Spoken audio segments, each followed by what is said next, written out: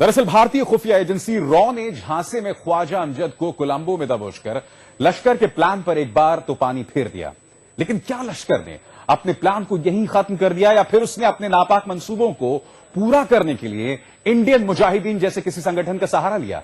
हकीकत यह है कि इसके आगे की चीजों के बाद में सिर्फ अंदाजा ही लगाया जा सकता है। फौजी के आतंकी ख्वाजा अमजद के खुलासे से इतना तो साफ है कि लश्कर की साजिश पुणे को निशाना बनाने की थी और इसी मकसद से लश्कर का आतंकी डेविड हेडली रेकी करने पुणे गया भी था। इसके बाद की घटना के बारे में अभी तक सिर्फ कयास लगाए जा सकते हैं। ख्वाजा की गिरफ्तारी के बाद लश्कर ने मुमकिन है कि भटकल भाइयों से संपर्क साधा और जो कि इस वक्त पाकिस्तान में बताए जाते हैं और उसके कहने पर उसके खास शागिर्द मोहसिन ने इस धमाके को अंजाम दिया हो। लेकिन पूरे धमाके के 24 घंटे बाद भी ये पक्के तौर पर पता नहीं चल पाया है कि इस हमले के पीछे आखिर कौन सा मॉड्यूल काम कर रहा था। क्या ये लश्कर और आईएम की साझा साजिश थी या आईएम ने इस धमाके को अपने बूते अंजाम दिया या फिर इस धमाके के पीछे किसी दूसरे इंडिपेंडेंट मॉड्यूल का हाथ है। देश भर की सुरक्षा और जांच एजेंसियां जबरदस्त मुस्तैदी दिखाते हुए साजिश के सुराग तलाशने में जुट गई हैं। 15 महीनों तक आतंकियों की नकेल कसे रहने के बाद आखिर कौन सी चूक हुई कि आतंकी पुणे को निशाना बनाने में कामयाब हो गए? आज तक ब्यूरो। पुणे के 5 सवाल और इस खास शो में मेरे साथ इस वक्त मौजूद हैं 2 बेहद खास मेहमान।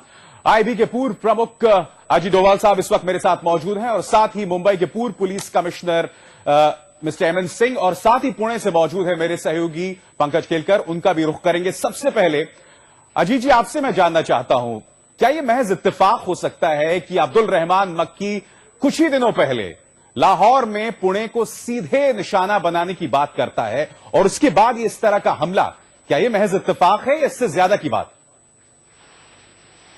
यह कोई इत्तेफाक नहीं है। आप अगर सारी कड़ियों को एक साथ पढ़ें, हेडली का वहां पर जाना और हेडली का ओशो आश्रम और कोरेगांव एरिया के अंदर सर्वे करना और एक इंटेलिजेंस रिपोर्ट और वीडियो उनको लश्कर को देना, इस घटना के अंदर में अमोनियम नाइट्रेट के साथ जिस ऑर्डिनेंस ग्रेड एक्सप्लोजिव का प्रयोग किया गया है आरडीएक्स का, उसका केवल पाकिस्तान में प्रयोग होता है और इस दुनिया के मतलब एशिया के अंदर और कोई कंट्री उसको इस्तेमाल नहीं करता। उसका ओरिजिन सिर्फ वहां पर है। आप इसको देखें कि मक्की की ये स्टेटमेंट थी, उसके बाद में भटकल का और मुजम्मिल चौधरी का पुणे के साथ लिंक और यहां के लोगों को हुबली के ट्रेनिंग कैंप में ट्रेनिंग देते वक्त ये बताना कि उनको पुणे को, क्योंकि ये एक आईटी का एक इमर्जिंग हब है, इसको टारगेट करना।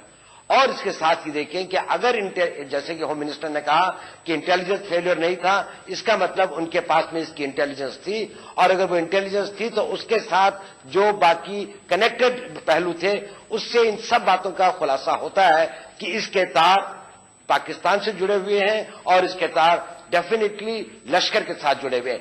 संशय की बात या कंफ्यूजन की बात अगर है तो सिर्फ यह है कि उन्होंने अपने किन ह्यूमन एसेट्स का प्रयोग किया। बहुत संभव है कि 26/11 के बाद पाकिस्तान ये रियलाइज करता है कि अपने नेशनल्स का डायरेक्ट इन्वॉल्वमेंट उसके लिए इंटरनेशनली अनअफोर्डेबल हो जाता है। इसलिए उन्होंने जो एक ऑर्गेनाइजेशन फ्लोट की है जिसका नाम इस्लामिक मुजाहिदीन है, और ये आईएम जो है इसका कोई इंडियन पॉलिटिकल या इंडियन रिलीजियस सिस्टम से कोई लेना देना नहीं है। ये एक आईएसआई के द्वारा फ्लोट किया हुआ एजेंट्स का ग्रुप है जिसको इस्लाम के नाम पर इस्तेमाल करते हुए भारत के अंदर आतंक के प्रयोग के लिए शुरू किया 2001 के बाद में, जब पाकिस्तान की आईएसआई अपने नेशनल्स का डायरेक्ट इन्वॉल्वमेंट कम करना चाहती थी। बिल्कुल। इसलिए एमएन सिंह, बिल्कुल अजीत जी, मैं आपको यहाँ रोकना चाहूंगा।